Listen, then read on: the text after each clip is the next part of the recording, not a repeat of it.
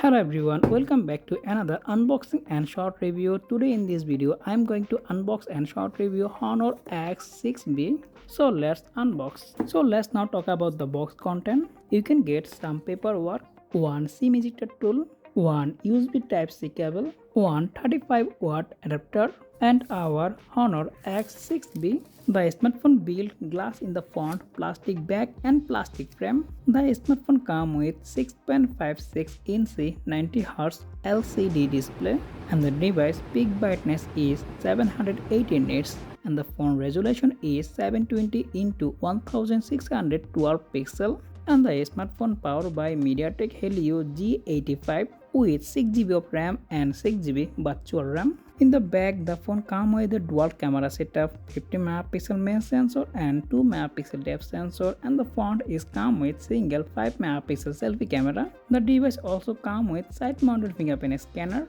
And the plus point is the smartphone powered by huge 5200 mAh battery with 35-watt fast charging supported. So that pretty much our short unboxing and short review Honor X6b.